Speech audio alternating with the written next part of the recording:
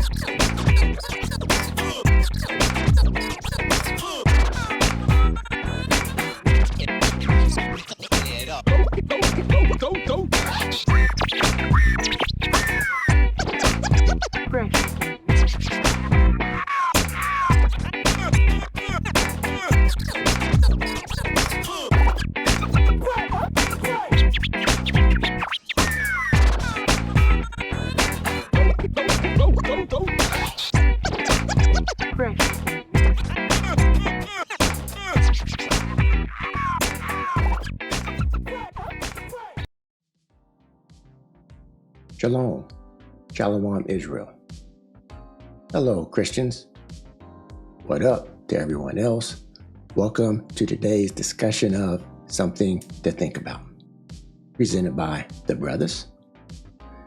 Today's discussion is on the importance of the law and performing the law in captivity.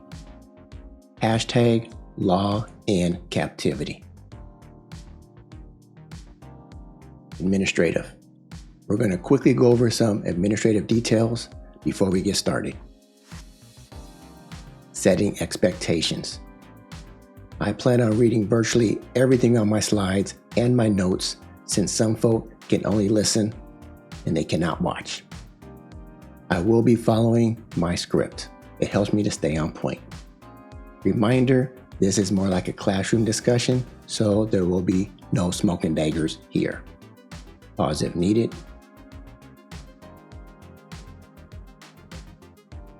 This is the only source we're going to use today with these 3 translations. Note, we do not claim that any source we use and/or reference is 100.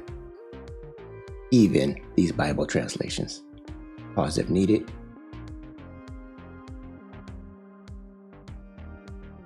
Fair use disclaimer. This video is for educational and scholarly purposes only. Pause if needed. Doctrine disclaimer. This video contains our personal opinions and interpretations and is not meant to dictate doctrine. This video does not contain hate speech, nor do we advocate violence of any kind. Pause if needed.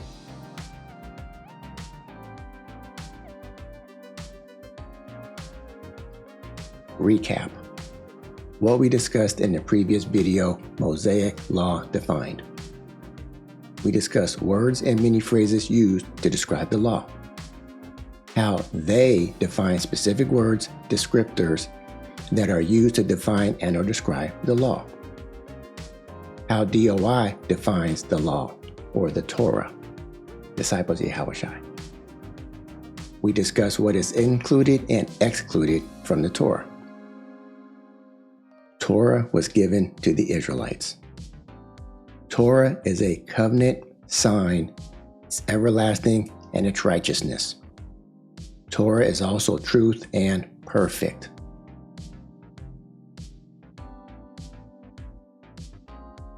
Before we get into today's topic, it's time to give all praises to the Most High.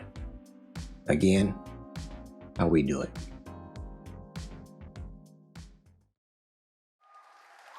All praise to the Most High. All right now. All Sing it. praise to the Most High. Go ahead, brother. All Come on now. praise to the Most High. All right now. All praise. Praise to the Most High. Praise him.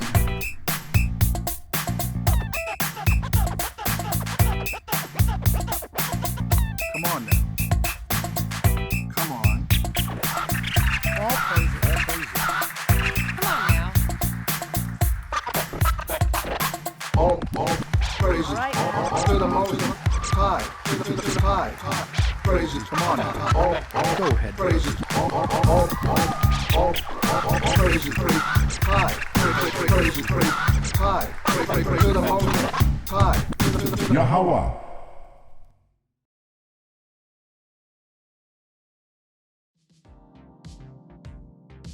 Okay. Again, I hope you like it. I know we're a bit different. Let's continue.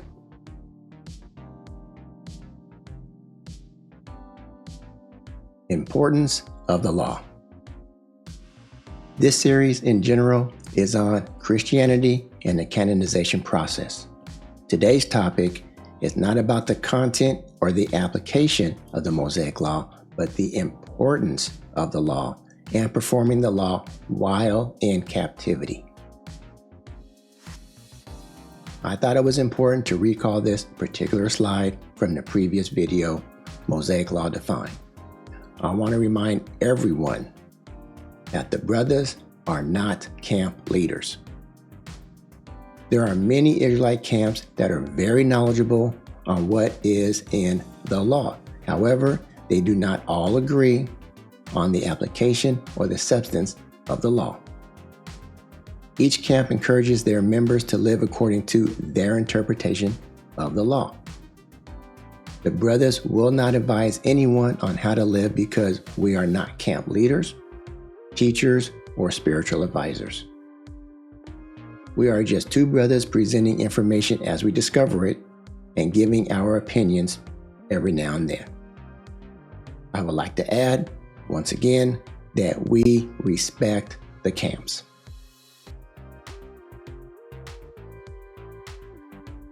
As the written Torah, written by the finger of God, and Moses as inspired by the Most High, the everlasting covenant between Israel and the Most High, actually been replaced with some handwritten letters of men? In this presentation, we will discuss just how important is the law. Hashtag Law 2 Epistle. That's Law, the number 2 Epistle. We will present many Bible passages to illustrate the importance of the Torah. And that's all we're going to do today is read Bible passages. The agenda is going to include Deuteronomy 28, suffered for the Torah, kings wrote down the Torah, fought for the Torah, died for the Torah, obeyed Torah during captivity. Deuteronomy 28, blessings and curses. What are the blessings in the Torah? They're described here, at least some of them. Deuteronomy 28, verses 1 and 2, KJV. And it shall come to pass, if thou shalt hearken diligently unto the voice of the Lord thy God, to observe and do all his commandments which I command thee this day, that the Lord thy God will set thee on high above all nations of the earth. And all these blessings shall come on thee and overtake thee, if thou shalt hearken unto the voice of the Lord thy God. Okay? These blessings will overtake thee. You have no choice but to get these blessings if you observe and do the commandments. There are many blessings as a result of obeying the commandments within the Torah. These blessings could also be called judgments since they are the results of obeying the Torah. We discussed the word judgment in the previous video, Mosaic Law Defined. Torah, curses, Deuteronomy 28:15. But it shall come to pass, if thou wilt not hearken unto the voice of the Lord thy God, to observe to do all his commandments and his statutes, which I command thee this day, that all these curses shall come upon thee and overtake thee. Okay? Overtake thee. There are many curses as a result of disobeying the commandments within the Torah. These curses could also be called judgments, since they are the results of disobeying the Torah. Okay, we discussed in a previous video, judgments are the results of applying what is in the law to a command. So if you do a command, you do it right, you might get a blessing. Do it wrong, you might get a curse. Okay, judgments. Importance of Torah, Deuteronomy 28. There are many blessings listed in verses 3 to 14 and many curses listed in 16 through 68, verses 16 through 68. How you count the number of blessings and or curses depends on whether or not you count the compound statements. Example, blessed shalt thou be in the city, and blessed shalt thou be in the field. Deuteronomy 28, verse 3. Is this one or two blessings? Cursed shalt thou be in the city, and cursed shalt thou be in the field. Deuteronomy 28:16. Is this one or two curses? Okay? Regardless of the blessing and curse counts, this one chapter clearly demonstrates the importance and subsequent judgments of obeying and not obeying the Torah. I encourage everyone to read this specific chapter of the Torah many, many times. We could literally end this presentation on the importance of the Torah right here with Deuteronomy 28. But we will continue. There's much more.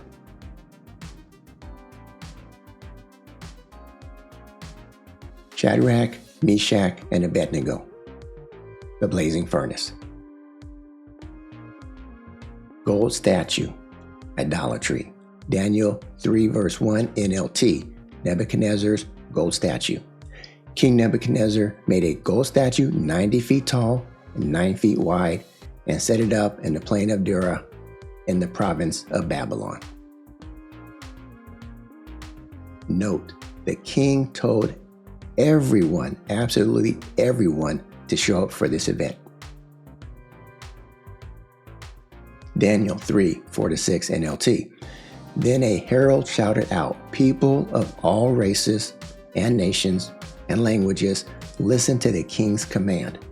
When you hear the sound of the horn, the flute, the zither, lyre, harp, pipes, and other musical instruments, bow to the ground to worship King Nebuchadnezzar's gold statue. Anyone who refuses to obey will immediately be thrown into a blazing furnace. What does the Torah say about idolatry? Exodus 20, 4-5 NLT. You must not make for yourself an idol of any kind or an image of anything in the heavens or on the earth or in the sea. You must not bow down to them or worship them, for I, the Lord your God, am a jealous God who will not tolerate your affection for any other gods. Okay? How important is the Torah? The blazing furnace. Daniel 3, 17-18 NLT. If we are thrown into the blazing furnace, the God whom we serve is able to save us. Okay, the three young men are saying this. He will rescue us from your power, your majesty. But even if he doesn't, we want to make it clear to you, your majesty, that we will never serve your gods or worship the gold statue you have set up. Okay? These three young men, Shadrach, Meshach, and Abednego, would rather suffer and possibly die rather than violate the Torah. More specifically, the second commandment. Read the entire chapter, Daniel chapter 3, for more details. Daniel in the lion's den. Daniel, a supervisor. We're in Daniel chapter 6, verses 1 to 3 NLT. Darius the Mede decided to divide the kingdom into 120 provinces, and he appointed a high officer to rule over each province. The king also chose Daniel and 2 others as administrators to supervise the high officers and protect the king's interests. Daniel soon proved himself more capable than all the other administrators and high officers. Because of Daniel's great ability, the king made plans to place him over the entire empire. Okay? Plot to condemn Daniel. Daniel chapter 6, 4 to 5 NLT. Then the other administrators and high officers began searching for some fault in the way Daniel was handling government affairs. But they couldn't find anything to criticize or condemn. He was faithful, always responsible, and completely trustworthy. So they concluded our only chance of finding grounds for accusing Daniel will be in the connection with the rules of his religion. Conspiracy against Daniel. Daniel chapter 6, verse 7 NLT. We are all in agreement. That's a conspiracy. We are all in an agreement. We, administrators, officials, high officers, advisors, and governors, that the king should make a law that will be strictly enforced. Give orders that for the next 30 days, any person who prays to anyone, divine or human, except to you, your majesty, will be thrown into the den of lions. What does the Torah say about other gods? Shall have no other God. Exodus 20 and 3. Thou shalt have no other gods before me.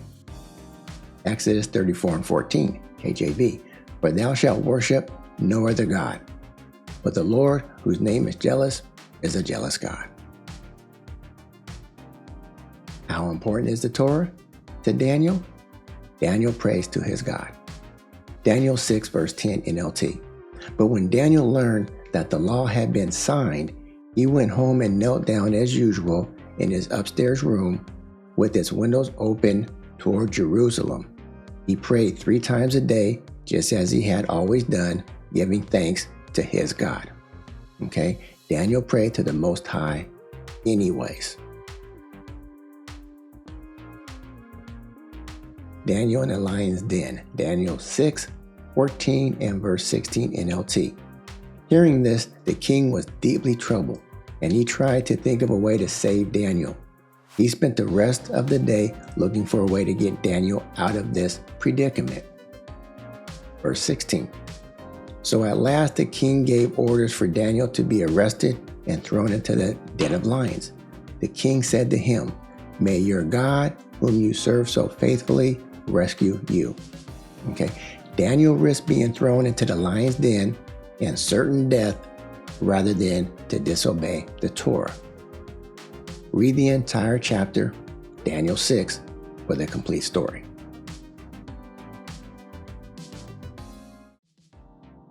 Israelite Kings wrote down the Torah. Deuteronomy 17 verses 14 and 15. Guidelines for a king. When thou art come unto the land which the Lord thy God giveth thee, and shall possess it, and shall dwell therein, and shall say, I will set a king over me, like as all the other nations that are about me. 15. Thou shalt in any wise set him a king over thee, whom the Lord thy God shall choose, one from among thy brethren. Shalt thou set king over thee, thou mayest not set a stranger over thee, which is not thy brother. Okay? This is spoken to the nation of Israel about having an Israelite king. This is a common verse for many in Israel who state why we should not vote for anyone who is not one of us. Because it clearly says, do not set a stranger over thee. So a lot of Israelites say, don't vote because of this. How important is the Torah? Okay. Torah written down by kings. Deuteronomy 17 verse 18, KJV. And it shall be when he sitteth upon the throne of his kingdom that he shall write him a copy of this law in a book out of that which is before the priests, the Levites. We discussed Strong's number H8451 Torah in the previous video, Israelite Writings, Mosaic Law Defined. This verse clearly says that the kings shall write for himself a copy of the Torah. Okay? The Torah was so important, it was written down by kings. Compare that to many of today's leaders. They just put their hand on a Bible and swear. Our leaders wrote a copy of the Torah and performed it. Torah written down by kings. Why was it written down by kings? Deuteronomy 17, 19-20. And it shall be with him, and he shall read therein all the days of his life, that he may learn to fear the Lord his God, to keep all the words of this law, 8451, and these statutes, to do them, that his heart be not lifted up above his brethren, and that he turn not aside from the commandment, to the right hand or to the left, to the end that he may prolong his days in his kingdom, he and his children in the midst of Israel. Okay. Recall in the video, Mosaic Law Defined, we discussed that the Torah is a set of commandments that we are to perform. Right here it says, and to do them. How many leaders throughout the world actually write down the entire Torah, read it, and perform it, and receive all of these blessings? That's something to think about. Okay, something to think about. Israelites will suffer for the law. Antiochus Epiphanes, persecution of the Jews. 1 Maccabees chapter 1. RSV, we're going to start with verse 50. And whoever does not obey the command of the king shall die. 53. They drove Israel into hiding in every place of refuge they had. 57. Where the book of the covenant was found in the possession of anyone, or if anyone adhered to the law, the decree of the king condemned him to death. Okay? This here makes it kind of clear that they performed as much of the law as they could. We'll get to that later. How important is the Torah? The Jews chose death. 1 Maccabees 1, 62-64, RSV. But many in Israel stood firm and were resolved in their hearts not to eat unclean food. They chose to die rather than to be defiled by food or to profane the holy covenant. And they did die. And very great wrath came upon Israel.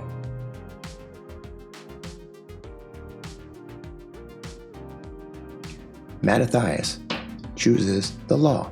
1 Maccabees chapter 2, 19-22 RSV. But Mattathias answered, even if all the nations that lived under the rule of the king obey him and have chosen to do his commandments, departing each one from the religion of his fathers, yet I and my sons and my brothers will live by the covenant of our fathers. Far be it from us to desert the law and the ordinances. We will not obey the king's words by turning aside from our religion to the right hand or to the left. How important is the Torah? Mattathias' battle for the law.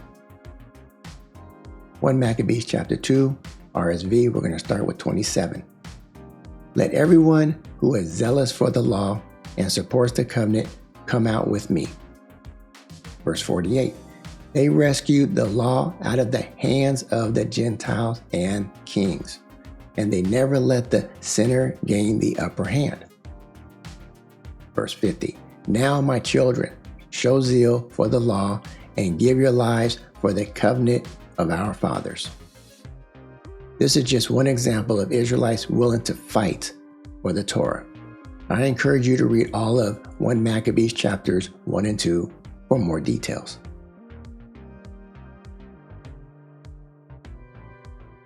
Martyrdom. Eleazar, forced to eat swine. 2 Maccabees 6, 18 and 19 RSV. Eleazar, one of the scribes in high position, a man now advanced in age and of noble presence, was being forced to open his mouth and eat swine's flesh. But he, welcoming death with honor rather than life with pollution, went up to the rack on his own accord, spitting out the flesh. Imagine the one thing that you would never eat and someone forcing your mouth open and putting that substance into your mouth. Disgusting. That's what Eleazar was going through. What does the Torah say about the swine? Swine is unclean. Leviticus chapter 11, 7 to 8 KJV. And the swine, though he divide the hoof and be cloven-footed, yet he cheweth not the cud, he is unclean to you. Of their flesh shall ye not eat, and their carcass shall ye not touch. They are unclean to you. Pretty straightforward. How important is the Torah? Eleazar refused to even pretend to eat. 2 Maccabees 6, 21 to 22 RSV. Those who were in charge of that unlawful sacrifice took the man aside because of their long acquaintance with him and privately urged him to bring meat of his own providing, proper for him to use, and pretend that he was eating the flesh of the sacrificial meal, which he had been commanded by the king, so that by doing this he might be saved from death and be treated kindly on account of his old friendship with them. Okay? Eleazar refused to even pretend to eat swine or any of the sacrificial meal. Eleazar refused to eat swine. How important is the Torah? 2 Maccabees 6, 30 to 31 RSV. When he was about to die under the blows, he groaned aloud and said, "It is clear to the Lord in his holy knowledge that, though I might have been saved from death, I am enduring terrible sufferings in my body under this beating. But in my soul I am glad to suffer these things because I fear him." So in this way he died, leaving in his death an example of nobility and a memorial of courage, not only to the young, but to the great body of this nation. That's how important the law is to Eleazar. The 7 brothers compelled to eat swine. 2 Maccabees 7, 1 and 2 RSV. It happened also that 7 brothers and their mother were arrested and were being compelled by the king under torture with whips and cords to partake in unlawful swine's flesh. One of them, acting as their spokesman, said, "What do you intend to ask and learn from us? For we are ready to die rather than transgress the laws of our fathers." How important is the Torah? They refused to eat the swine. 2 Maccabees 7, 29 and 30 RSV. The youngest brother and his mother. "Do not fear this butcher, but prove worthy of your brothers. Accept death, so that in God's mercy I may get you back again with your brothers." While she was still speaking, the young man said, "What are you waiting for? I will not obey the king's command, but I obey the command of the law that was given to our fathers through Moses." All 7 brothers were tortured and died for not eating swine and obeying the Torah. The mother also died.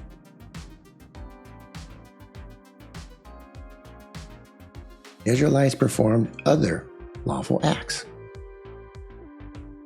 How important is the Torah? Similar to other Israelites who did not eat defiled food, Ezekiel specifically demonstrates not eating animals that die of natural causes. Ezekiel 4:13-14, RSV. And the Lord said, Thus shall the people of Israel eat their bread unclean among the nations, whether I will drive them. Then I said, Ah, Lord, behold, I have never defiled myself. From my youth up till now, I have never eaten what died of itself or was torn by beast, nor has foul flesh come into my mouth. What does the Torah have to say about not eating these kinds of animals? Okay, do not eat certain animals. Exodus 22:31 RSV. You shall be men consecrated to me. Therefore, you shall not eat any flesh that is torn by a beast in the field. You shall cast it to the dogs. Deuteronomy 14:21 RSV. You shall not eat anything that dies of itself. You may give it to the alien who is within your towns, that he may eat it, or you may sell it to a foreigner. For you are a people holy to the Lord your God. Pretty straightforward. Tobit buried the dead. Tobit, chapter 1, 17-19 RSV.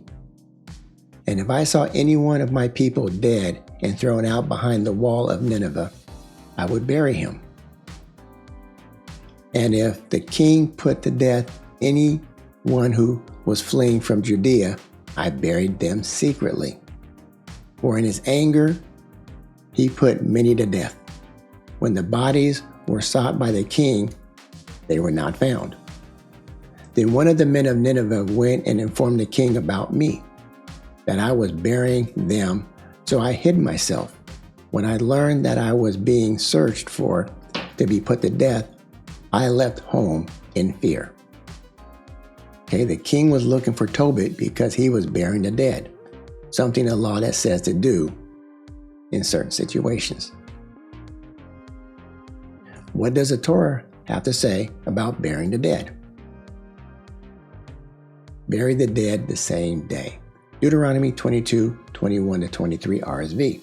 And if a man has committed a crime punishable by death, and he is put to death, and you hang him on a tree, his body shall not remain all night upon the tree, but you shall bury him the same day. For a hanged man is accursed by God. You shall not defile your land, which the Lord your God gives you for an inheritance. Okay? Although Tobit is not in Israel or Jerusalem, but in Nineveh, he is burying his brothers who are being killed, not for committing a crime, but for fleeing Judea. Some would argue that Tobit is partly fulfilling the spirit of the law by burying the dead within the same day the person has died, or sometime before the odor hits. Also, Tobit did not want the king to have pleasure in seeing the Israelite dead bodies. Okay? That's something to think about. That's something to think about. Tobit, burying the dead. Tobit chapter 2, 3-5 RSV. But he came back and said, Father, one of our people has been strangled and thrown into the marketplace. So before I tasted anything, I sprang up and removed the body to a place of shelter until sunset. And when I returned, I washed myself and ate my food in sorrow.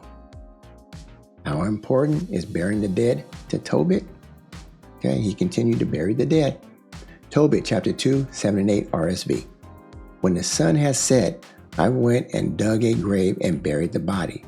And my neighbors laughed at me and said, He is no longer afraid that he will be put to death for doing this. He once ran away, and here he is burying the dead again. That's how important it was to Tobit. Tobit, food of the Gentiles. Tobit chapter 1, 10-12 RSV. Now when I was carried away captive into Nineveh, all my brethren and my relatives ate the food of the Gentiles, but I kept myself from eating it, because I remembered God with all my heart.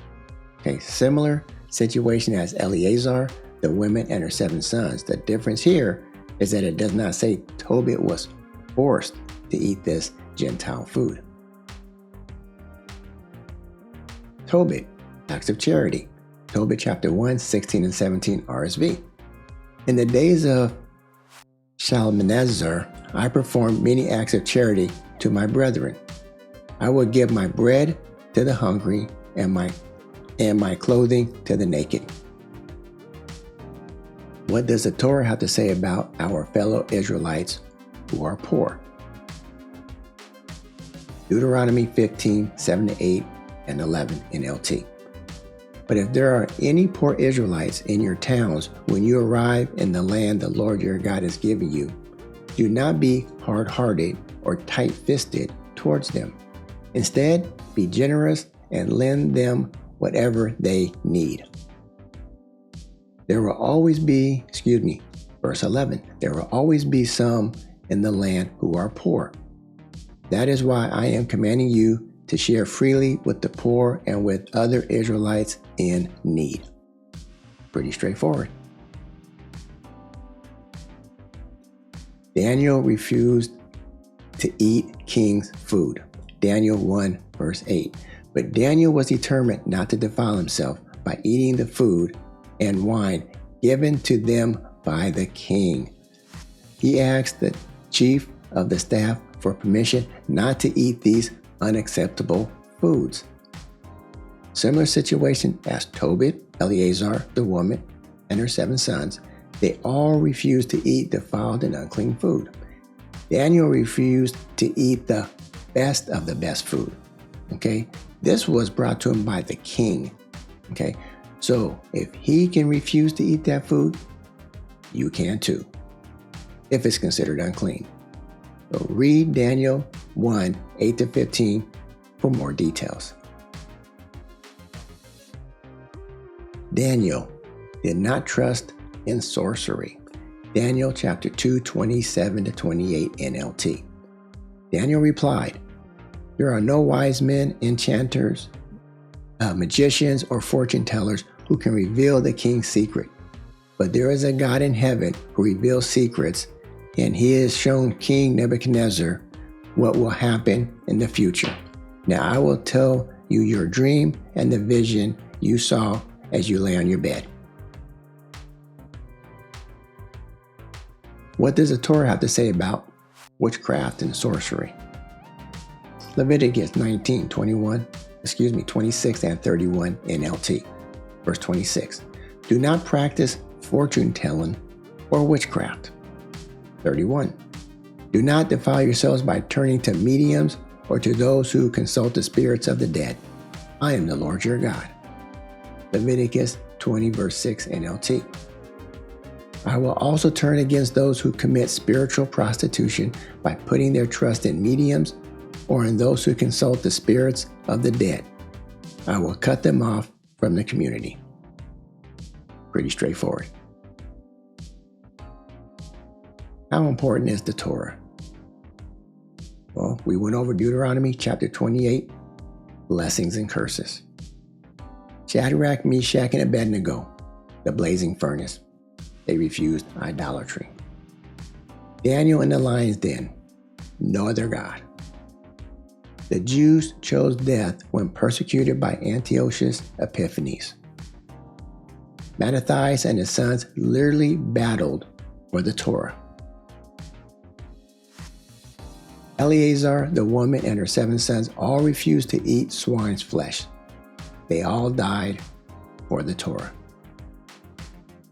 Tobit continued to bury the dead, not eat Gentile food, and performed acts of charity for his fellow Israelites. Ezekiel refused to eat animals that died from natural causes. Our Israelite kings wrote down the Torah. Well, at least the good ones did.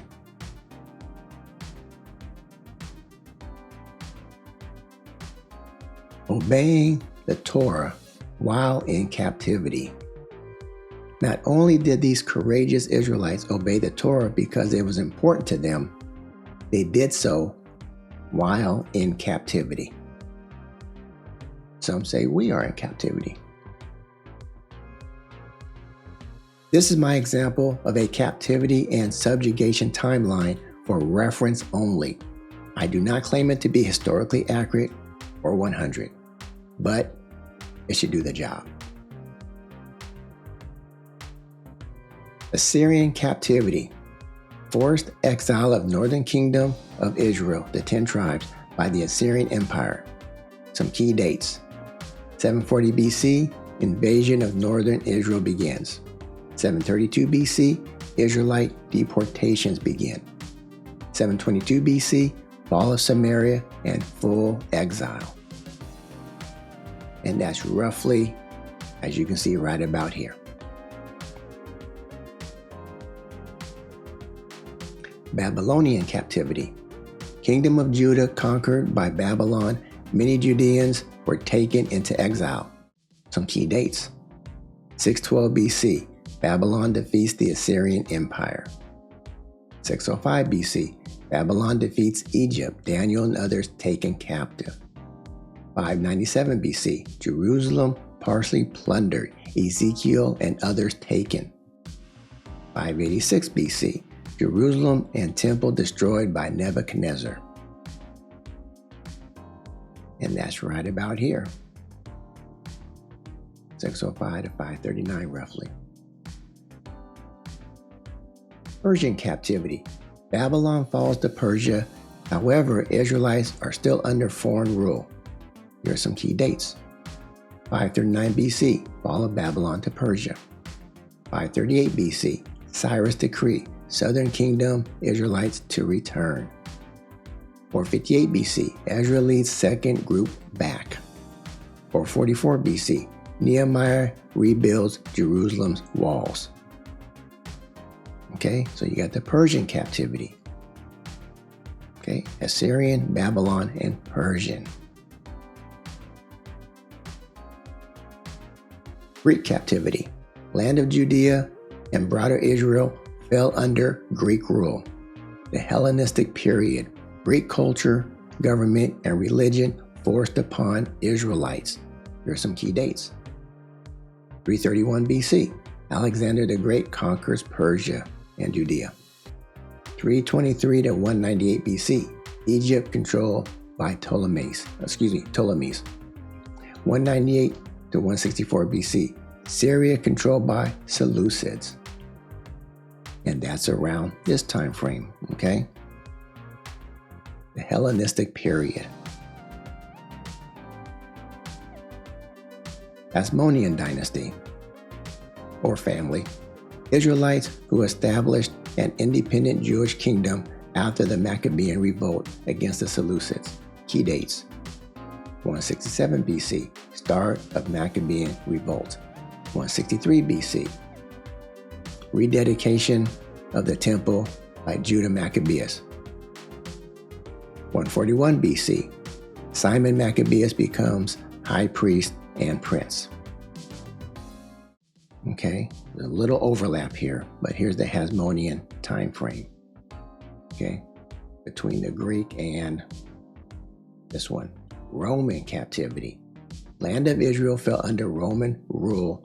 Loss of political independence, heavy taxation, Roman appointed kings and governors, etc. Here are some key dates. 63 BC, Roman General Pompey captures Jerusalem. 37 BC, Rome installs Herod, ending Hasmonean independence. 66 to 73 AD, First Jewish-Roman War, destruction of Jerusalem and the temple. And It stops here at 135, even though the Roman Empire don't stop then. This is basically when Israelites got kicked out of Jerusalem. Here are some additional key milestones, okay? So way over here on the left at 960 approximately BC is when Solomon's temple was built. Here, 586 BC is when Solomon's temple was destroyed. This at 516 BC is when the second temple was completed. Not started, this is when it was completed. Over here, 70 AD, when the second temple was destroyed. Okay? And then the Bar Kokhba revolt, 135 AD. That's when Israel got kicked out, exiled from Jerusalem.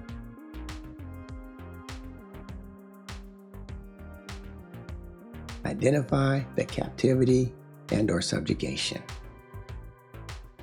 So right here we got Daniel and 3 young men. And you can see right here, where it just dropped down, they were all involved in the exile and captivity of Babylon, the Babylonian captivity. Okay? 3 young men obeyed Torah while in captivity. Okay, Shadrach, Meshach, and Abednego lived in exile away from the land during the Babylonian captivity and or exile. The 3 young men did not worship another god, nor did they worship or bow down to idols. Daniel chapter 3.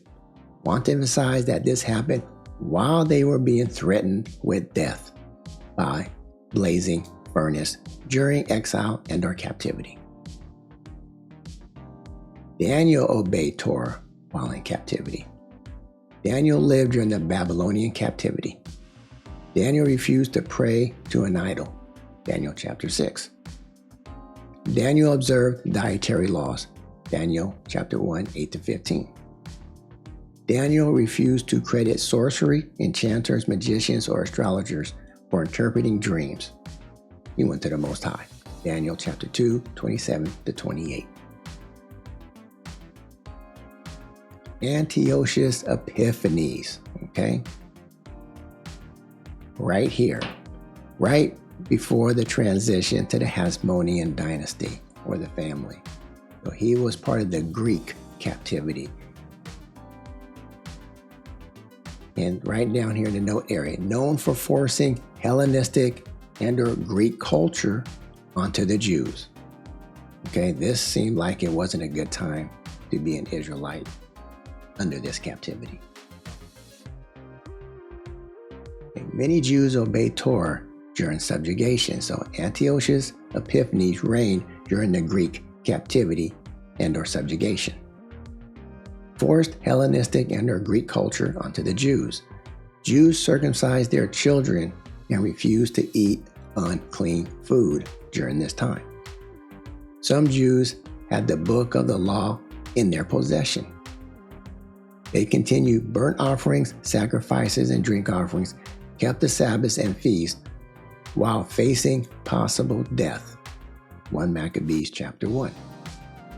Emphasized that these Israelites were performing the law while in subjugation and being tortured. Recall that the second temple was standing and many lived in the land of Israel during this time. Mattathias and his 5 sons. Right here, 166, right at the transition, okay? This was the guy that, his son led a revolt, which led to this Hasmonean period, okay? Mattathias' son, Judas, called Maccabeus, became the military leader after Mattathias. Mattathias obeyed Torah during subjugation. Mattathias and his sons lived during the Greek captivity or subjugation. During time of forced Hellenistic and or Greek culture unto the Jews. We previously read how Mattathias battled for the law. He unalived a fellow Israelite for offering an illegitimate offering and also unalived a king's officer at the same time. He became a military leader for the Lord and the Torah. His son, Judas Maccabeus, became the next military leader and eventually helped lead the way for the Hasmoneans to rule. See 1 Maccabees chapter 2 for more. Martyrdom of Eleazar. As you can see right here, Eleazar 167. We don't know the exact date, but if you search the internet, many people tell you it's around the same time frame, right before the Hasmonean family ruled. Okay, this was during the reign of King Antiochus Epiphanes. Okay, he's the one that really tortured a lot of Israelites.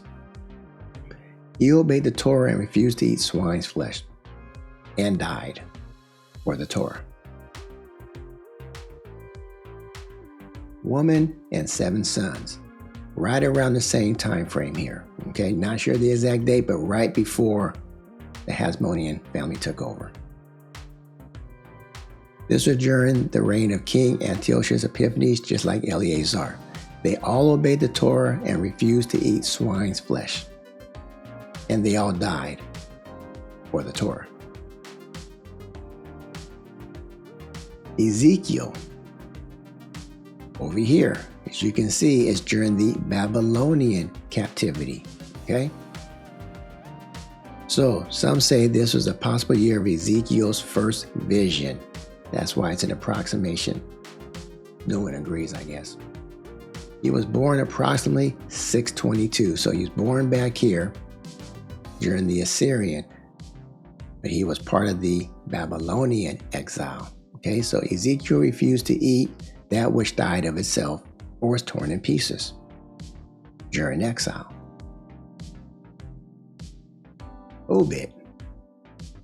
Tobit, over here at approximately 722 BC. Not sure exactly when, during the Assyrian captivity or exile. Okay, Tobit refused to eat Gentile food while performing acts of charity for his fellow Israelites. Tobit also buried the dead, knowing the king wanted him dead for burying the dead. Okay.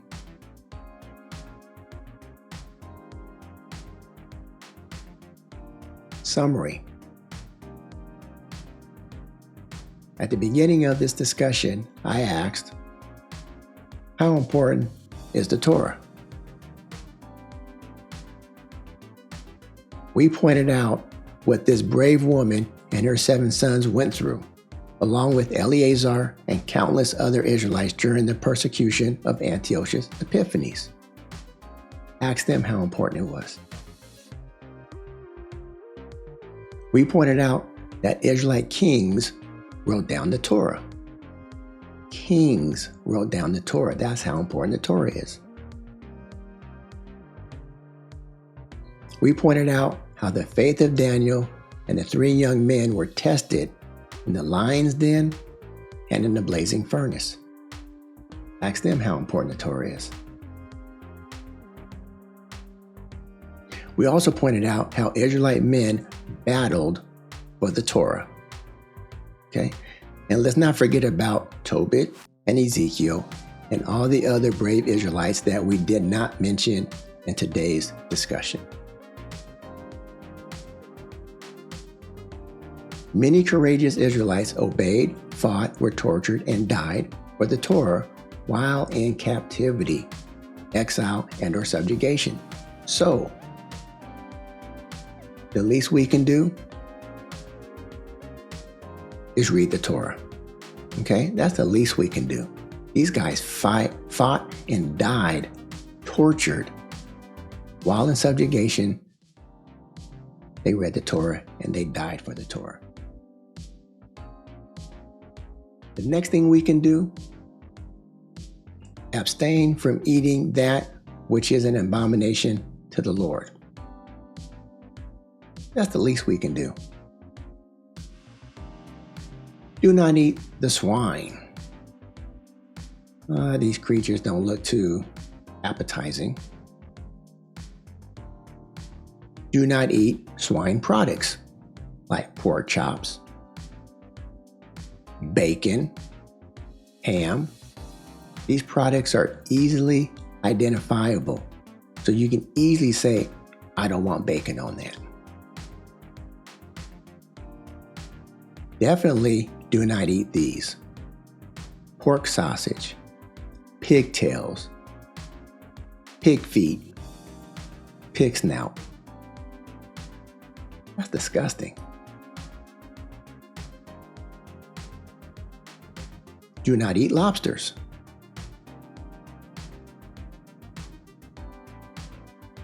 You can definitely go to a seafood restaurant and say, I don't want lobster. Easily identifiable object. I don't want to eat lobster. Something we all can do. Do not eat crabs.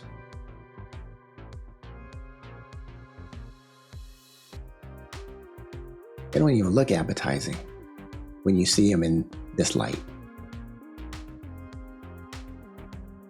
Do not eat prawns or shrimp.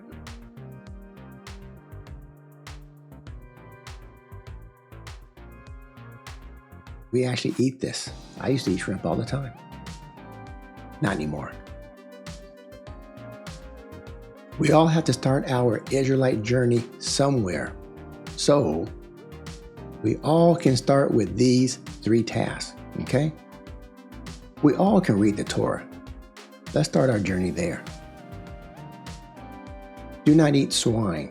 We all are capable of making that decision.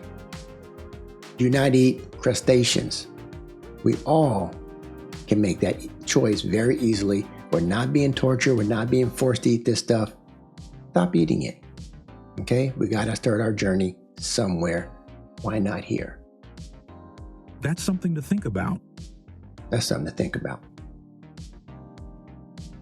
This concludes today's topic on the importance of the law and performing the law in captivity. Hashtag law in captivity. Look for the upcoming video on the early church fathers, the law diminished. We will discuss how they do not want us to take the Torah seriously. We want to thank you for watching Something to Think About. We would like to remind everyone that the views contained in this video were our personal opinions and were not meant to dictate doctrine. I am Brother Mitch. My brother is Brother Mike.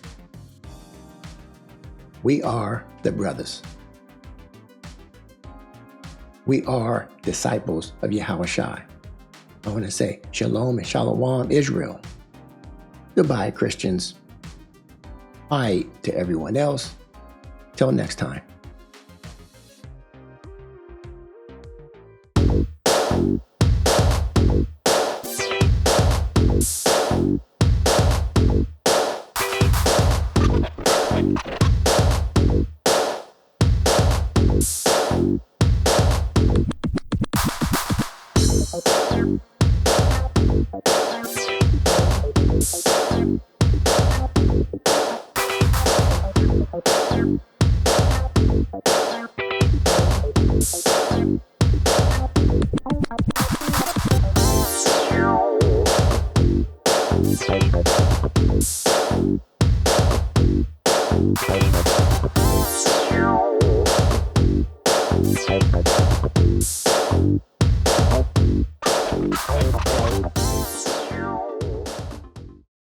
Follow the brothers. On YouTube, Fanbase. X, Hebrew Connect TV. Rumble. Or visit their website. See also Facebook, Gab, and Truth. The following is an HBO special featuring the brothers. Yo, can you help the brothers out? HBO special. you can use PayPal. The brothers need some digital money. Or you can use Cash App. Every little bit helps. Please support their efforts. You can even use a credit card. And Venmo. Why are you selling cookies? Please help support this organization. It's okay if you can't give. Just spread the word. That's just as important as giving.